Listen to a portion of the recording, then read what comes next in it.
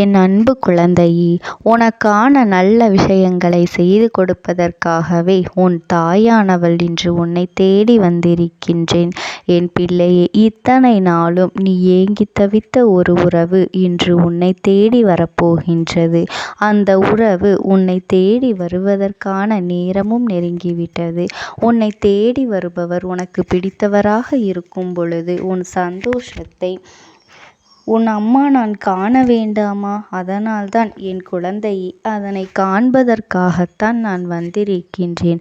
எந்த விஷயம் உனக்கு சந்தோஷத்தை கொடுக்கின்றதோ அந்த விஷயம் உன் வாழ்க்கையில் உனக்கு நிம்மதியை கொடுக்கப் போகின்றது. அந்த விஷயத்தை நிரந்தரமாக உன் வாழ்க்கையில் கொடுக்க வேண்டும் என்றுதான் உன் அம்மா நான் வந்திருக்கின்றேன். நீ எல்லளவும் கூட இந்த அம்மாவின் மீது சந்தேகப்பட வேண்டாம். இதை நான் நடத்தி தருவேனா என்ற சந்தேகம் உனக்கு எப்பொழுதும் வரவேண்டிய அவசியமே கிடையாது. என் தங்கமே, உன்னுடைய விருப்பத்தை நிறைவேற்றி தர வந்திருக்கின்றேன். யார் வேண்டுமானாலும் எப்படி வேண்டுமானாலும் இருந்துவிட்டு போகட்டும். அதை பற்றி எல்லாம் என் தங்கமே நீ கவலைப்பட வேண்டாம். உன்னோடு உனக்கு பிடித்தவர் நிச்சயமாக வரப்போகின்றார். அவர் யார் என்று உன் அம்மா நான் இன்று உனக்கு சொல்லிவிடப் போகின்றேன். என் செல்லமே, உனக்கு ஆபத்து இருக்கும் பொழுது யார் உதவி செய்வார்கள்? நீ ஆபத்தில் இருக்கும் பொழுது யார் உன்னை கொண்டு உனக்கு உதவி செய்ய வேண்டும், உன்னை அதிலிருந்து மீட்க வேண்டும் என்று யாருக்கு மனம் வந்ததோ அவரை பற்றிதான் உன்னிடத்திலே நான் சொல்லிக் கொண்டிருக்கின்றேன். எத்தனை பேர் உன்னை சுற்றி இருந்தாலும் அத்தனை பேருக்கு மத்தியிலும் இவர் ஒருவரை உன்னிடத்தில் மிகுந்த அக்கறை கொண்டு நடந்து கொண்டவர். என் குழந்தையே, உன்னை விட்டு இப்பொழுது தொலைவில் இருக்கின்றாய். சில நேரங்களில் உனக்கு மிக மிக ஆறுதலாக இருந்து கொண்டிருந்தவர் உன் மனதில் இருக்கின்ற ஆசைகளை எல்லாம் தன்னுடைய ஆசையாக நினைத்து உன்னோடு இருந்தவர், உனக்கு நிறைவேற்றி கொடுக்க வேண்டும் என்று உன்னோடு இருந்தவர். ஆனால் இன்று உன்னை விட்டு தொலைவில் இருந்து கொண்டிருக்கின்றார். உன்னை பற்றி நீ எப்பொழுதுமே நினைக்கின்ற விஷயங்களை விட உன்னை பற்றி, உன்னுடைய ஆசைகளை பற்றியும் உன்னுடைய கனவுகளை பற்றியும் இவர்தான் அதிகமாக நினைத்து கொண்டிருக்கின்றார். அவர் எப்பொழுதுமே உன்னை பற்றிய சிந்தனைகளோடு இருந்தவர் இப்பொழுது உன்னை விட்டு வெகு தொலைவில் இருந்து கொண்டிருக்கின்றார். உன்னுடைய நினைவுகள் எல்லாம் அவருக்கு இருக்கின்றதா இல்லையா என்பது கூட தெரியாமல் தான் இருந்து கொண்டிருக்கின்றாய். அதனால்தான் நீ மனவேதனையிலும் இருந்து கொண்டிருக்கின்றாய். மீண்டும் அவரோடு வாழ வேண்டும், அவரோடு சேர வேண்டும் என்று மனதார ஆசைப்படுகின்றாய் அல்லவா? எல்லாமே உன் அருகில் இருந்து எதுவும் இல்லாதது போன்ற ஒரு வாழ்க்கையை நீ உணர்ந்து கொண்டிருக்கின்றாய். வாழ்க்கையே வேறு வெறுப்பாகி விட்டது. இந்த வாழ்க்கை இதற்கு மேலும் வேண்டுமா என்று நீ வேதனைப்பட்டு கொண்டிருந்த சமயத்தில்தான் நீ என்னிடத்திலே வந்து வேண்டுதல் வைத்திருந்தாய். அம்மா, நான் உன்னிடத்திலே எதையும் கேட்கவில்லை. என் வாழ்க்கையை எனக்கு கொடுத்து விடுங்கள். நான் எப்படியெல்லாம் இந்த வாழ்க்கையை வாழ வேண்டும் என்று நினைத்தேனோ அது எல்லாம் இப்பொழுது வாழ முடியாமல் போய்விடுமோ? இப்பொழுது எதுவுமே இல்லாமல் வெறுமையாக இருக்கின்றேன். மீண்டும் எனக்கு அந்த வாழ்க்கையை கொடுத்து விடுங்கள் தாயே என்று என்னிடத்தில் வேண்டுதல் வைத்தாய் அல்லவா? என் செல்லமே, நீ எப்பொழுதுமே உயர்வான எண்ணங்களை மட்டும் மனதில் வைத்திருக்கின்றாய். உன் மனதில் இருக்கின்ற எண்ணங்கள் நிச்சயமாக உன் வாழ்க்கையை மீட்டு உன் கைகளில் கொடுக்கும் என்பதனை நீ நினைவில் வைத்துக்கொள்.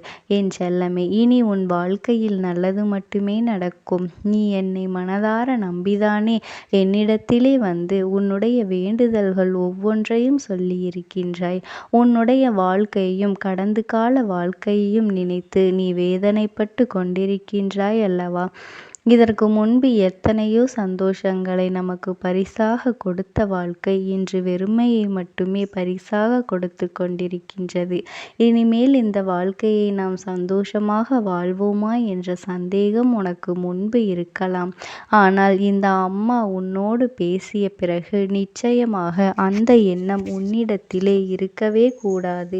என் தங்கமே, உன்னுடைய வாழ்க்கை எல்லாவற்றையும் மறந்து இனிமேல் நீ நிம்மதியாக வாழப்போகின்ற நாள் வெகு தொலைவில் இல்லை, மிக அருகிலேயே உனக்கு எல்லா சந்தோஷங்களும் கிடைக்கப் போகின்றது. என் தங்கமே, உன்னுடைய அந்த உறவு உன்னை தேடி வருகின்ற நேரம் நிச்சயமாக உன் வாழ்க்கையில் உன்னை பிடித்த தீய சக்திகள் எல்லாம் உன்னை விட்டு விலகி ஓடப் போகின்றது. என் செல்லமே, நீ அவரை பற்றி அவர் பிறந்ததற்கு முக்கியமான காரணம் அந்த தீய சக்திதான். அது என்ன சக்தியாக இருக்கும் என்று நீ எனக்கு தெரியும். நான் சொல்லுவது தீய சக்தி சில மனிதர்கள்தான் என்பதனை நீ புரிந்து கொள்ள வேண்டும். என் தங்கமே, ஒருவரினுடைய வேண்டாத சூழ்ச்சிகளினால்தான் உன்னுடைய உறவு உனக்கு பிடித்தவர் உன்னை அந்த சூழ்ச்சி வலையில் சிக்கிக்கொள்ள வைத்து உன்னை இத்தனை துன்பங்களுக்கும் ஆளாக்கி வைத்து விட்டார்கள். இன்னும் அதிலிருந்து மீள முடியாமல் தான் அவர்கள் தவித்து நின்று கொண்டிருக்கின்றார்கள். இப்பொழுது இந்த அம்மாவானவள் உன்னுடைய வாழ்க்கைக்குள் வந்துவிட்ட பிறகு, நீ என்னுடைய குழந்தையாக மாறிவிட்ட பிறகு, இப்பொழுது எல்லாம் அவருடைய வாழ்க்கையில் அவருடைய மனதிலும் பல மாற்றங்கள் வரத் தொடங்கிவிட்டது. என் தங்கமே, இந்த பிரிவினை என்பது நிரந்தரமாக அல்லாதது. என் குழந்தையே, உங்கள் வாழ்க்கையில் நீங்களாகவே எதுவும் தேவையில்லை. உங்கள் மனதிற்குள் தேவையில்லாமல் ஒருவர் ஏற்படுத்திய விஷயம்தான் இன்று மிகப்பெரிய பிரச்சனையாக உருவெடுத்து நிற்கின்றது. அதன் காரணமாகத்தான் நீண்ட காலமாக நீலகால பிரிவினைக்கு காரணமாகி இருக்கின்றது. என் தங்கமே, இந்த பிரிவினை இன்றோடு முடியப் போகின்றது. எல்லாவற்றிற்கும் ஒரு கால நேரம் வரவேண்டும் அல்லவா? அப்படிப்பட்ட காலத்தை தான் இன்று உனக்கு கொண்டு வந்திருக்கின்றேன். என் தங்கமே, என்னிடம் ஆசைப்பட்டு கேட்ட அந்த வாழ்க்கையை உனக்கு திருப்பி கொடுக்க போகின்றேன். என் தங்கமே, நீ இதுவரை பட்ட கஷ்டங்களும் இதுவரை பட்ட வேதனைகளும் அவமானங்களும் தேவையற்ற வீண் பேச்சுகளும் இன்றோடு உனக்கு முடிய போகின்றது. இதையெல்லாம் மாறக்கூடிய நேரம். நீ நம்பிக்கையோடு இருந்து இந்த அம்மாவினை வணங்கி இந்த அம்மாவினிடத்திலே எல்லாவற்றையும் பெற்றுக்கொள்ள வேண்டும். என் செல்லமே, நீ கேட்டதை இந்த அம்மா நான் நிச்சயமாக நடத்தி கொடுத்து விடத்தான் போகின்றேன். என் மீது சந்தேகம் கொள்ளாமல், என்னுடைய வேண்டுதல் என்றுமே பலிக்காது என்று எதிர்மறையாக எண்ணாமல், என்னுடைய வேண்டுதல்கள் இன்று பலிக்கப் போகின்றது, இன்று எல்லாமே எனக்கு நல்லதாகவே நடக்கப் போகின்றது என்று எண்ணி எதிர்மறை கருத்துக்களை தவிர்த்துவிட்டு, எனக்கு எதுவும் நடக்காது, என் வாழ்க்கையில் எப்பொழுதும் துன்பங்கள்தான் வரும் என்று எதிர்மறையாக எண்ணிக்கொண்டிருக்காமல் நேர்மறை எண்ணங்களோடு இந்த அம்மாவின் மேல் நம்பிக்கை வைத்து உன்னுடைய செயல்களை நீ செய்யத் தொடங்கும் பொழுது உனக்கான அனைத்தும் உன் கைகளில் கிடைக்கும் என்பதனை நீ மறந்து விடாதே.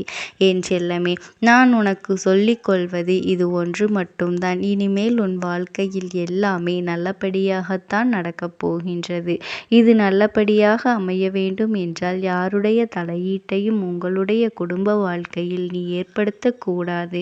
ஏனென்றால் உன் குடும்ப வாழ்க்கையை அழித்துவிட வேண்டும் என்றுதான் சிலர் சூழ்ச்சிகளை செய்து கொண்டிருக்கின்றார்கள். உன்னுடைய குடும்பத்தை பிரித்து கொண்டிருக்கின்றார்கள். ஆனால் உன்னுடைய தேவையற்ற பேச்சுகளையும் நீ கேட்டு உன்னுடைய குடும்ப உறவுகளை நீ பகிர்ந்து கொள்ளாதே.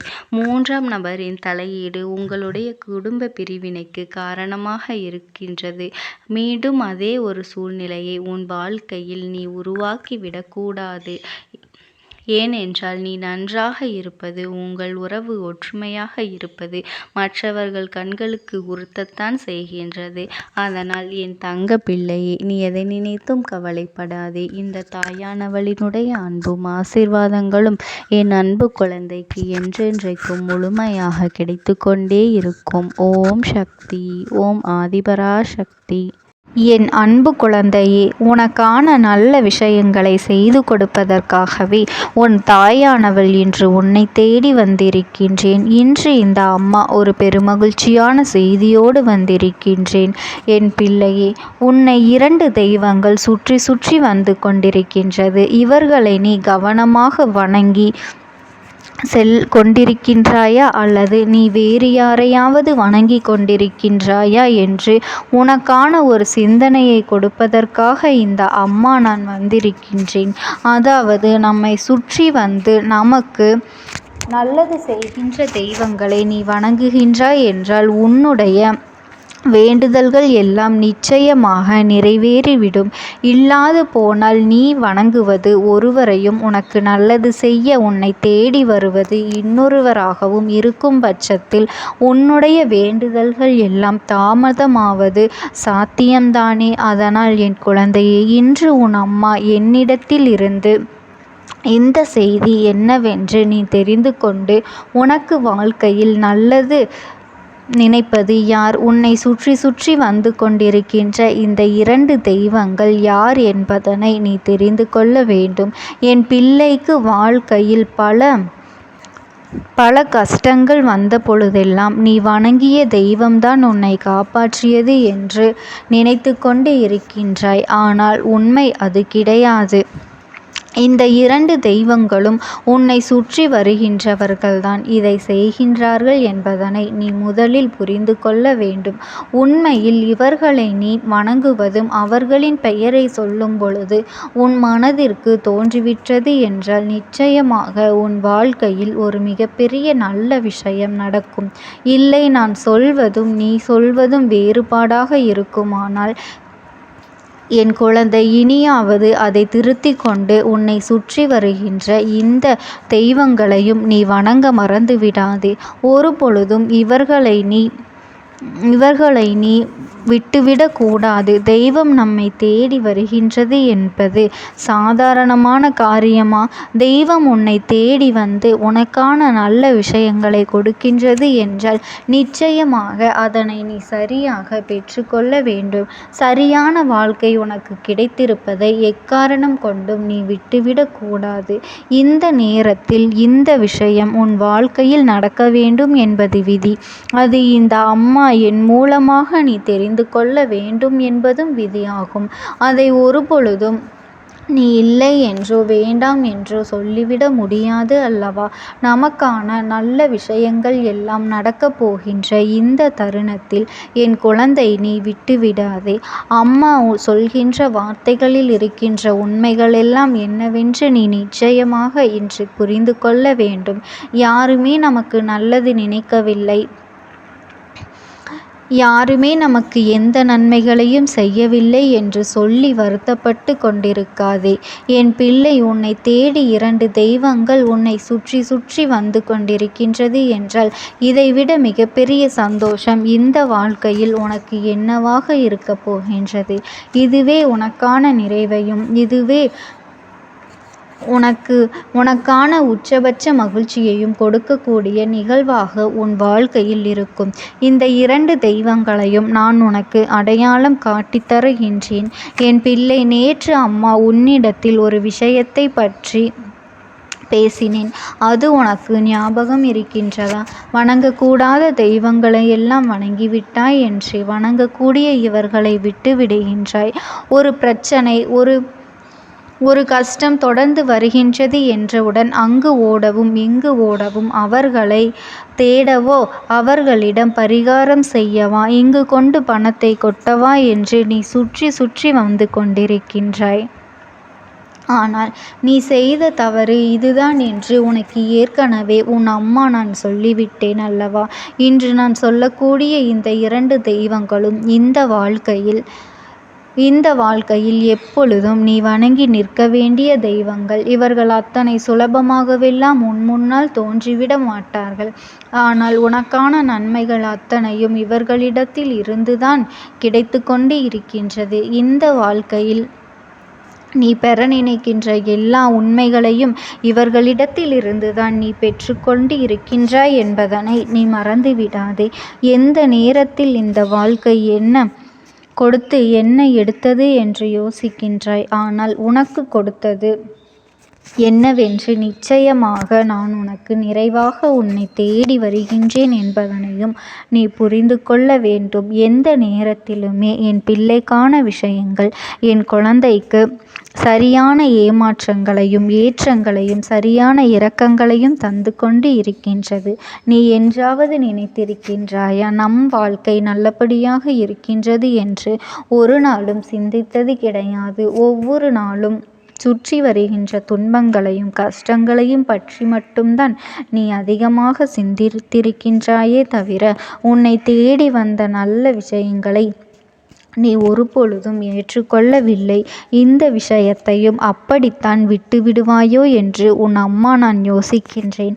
ஏனென்றால் அம்மா சொல்கின்ற இந்த வார்த்தைகளில் இருக்கின்ற உண்மைகள் உனக்கு புரியும் என்றால் என்றோ நீ இந்த வாழ்க்கையில் உனக்கான சந்தோஷத்தை அடைந்திருப்பாய். ஆனால் ஒரு சில விஷயங்கள் உனக்கு ஏற்படுத்துகின்ற கஷ்டங்கள், ஒரு சில விஷயங்கள் உனக்குள் ஏற்படுத்துகின்ற மாற்றங்கள் என்று இவை எல்லாவற்றையும் கண்டு நீ விழிபிதுங்கி நின்று கொண்டிருக்கின்றாய். அதுதான் மிச்சம் அல்லவா? இனிமேலாவது இதையெல்லாம் உணர்ந்து உன்னுடைய ஒட்டுமொத்த சந்தோஷங்களையும் நீ மீட்டெடுக்க உன்னை நீ தயார்படுத்திக் கொள். என்றுமே நான் இருந்து இந்த வாழ்க்கையில் உனக்கான மகிழ்ச்சியை உன்னிடத்தில் தருகின்றேன் என்று நான் கொடுத்த வாக்குறுதியை காப்பாற்றத்தான் இந்த செய்தியை உனக்கு கொண்டு வந்திருக்கின்றேன். அம்மா, இந்த தெய்வங்கள் யார் என்று சொல். எனக்கு பொறுமை இல்லை என்று சொல்கின்றாயோ? இதோ உனக்காக சொல்கின்றேன் என் குழந்தையே. முதலாவது தெய்வம் உன்னுடைய குலதெய்வம். அதாவது உன்னுடைய குலதெய்வம் யாராக இருந்தாலுமே